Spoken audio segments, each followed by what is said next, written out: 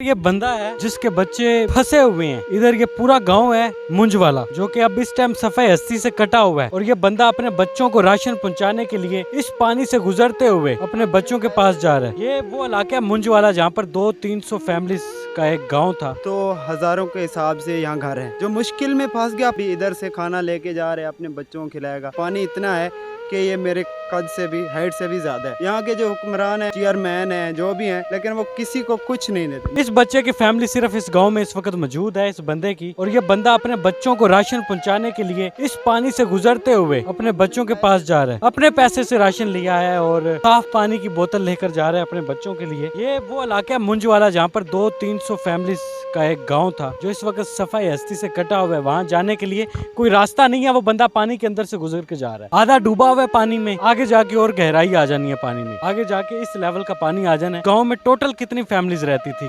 खानपुर मुंजवाला ये सिटी है। ये जो है ना खू के नाम से मशहूर है, खू गामन वाला। यहाँ पे आप अगर वहाँ से शुरू करें लास्ट तक तो हजारों के हिसाब से यहाँ घर है। यहाँ पे अभी कोई भी नहीं है। जो मुश्किल में फंस गया वो आपके सामने है। वो अभी इधर से खाना लेके जा रहे हैं, अपने बच्चों को खिलाएगा। लेकिन यहाँ पे कोई इस टाइम कोई भी नहीं है, सब निकल गए। पानी इतना है कि ये मेरे कद से भी, हाइट से भी ज्यादा है। लेकिन कोई बाहर आके फिर भी कोई सहूलियात नहीं दी। यहाँ के जो हुक्मरान है, चेयरमैन है, जो भी हैं, लेकिन वो किसी को कुछ नहीं देते। मिलता है अपना पेट भरते हैं, गरीबों तक नहीं पहुँचते। कानपुर मुंज का इलाका है जी, और बड़ा खूबसूरत इलाका है। आम रूटीन में देखा जाए तो लोग सैर व तफरी के लिए इस इलाके का रुख करते हैं कि यहाँ पर जो इलाका है ये बड़ा पूरा सरसब्ज़ व शदाब इलाका है। पानी की नज़र, सैलाब की नज़र हुआ है।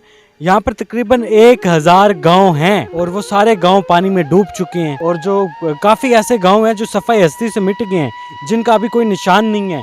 लोगों को पता ही नहीं है कि उनके यहाँ पर घर थे, उनकी जगह है, उनका कोई प्लाट है। अब लोगों को अंदाज़ा ही नहीं है कि हमारा घर इस जगह पर हुआ करता था।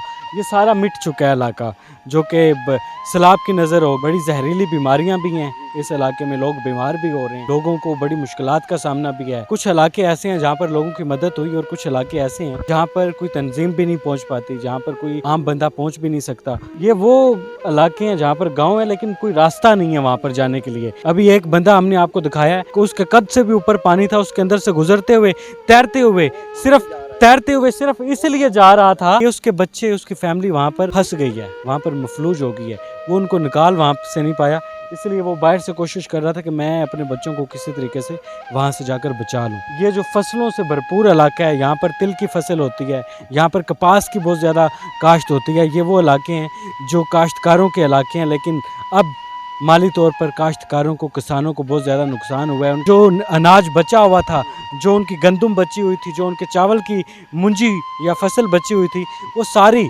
बर्बाद हो गई, वो सारा ख़त्म हो गया। बहुत ज़्यादा माली नुकसान हुआ है, उनके मवेशी मर गए, उनका कोई जानवर नहीं बचा, जो उनके रोज़गार के ज़रिए थे वो सारे ख़त्म हुए पड़े हैं। बहुत सारे लोगों को शुक्र अदा करना चाहिए कि अल्लाह की ज़ात ने उनको महफूज पनाह पर रखा हुआ है, महफूज जगह पर रखा हुआ है, और वो लोगों की मदद कर सकते हैं। वो दिल खोल कर मदद करें। अल्लाह ना करे कि कभी कोई, अल्लाह इस तरह का किसी दुश्मन को भी वक्त दिखाए।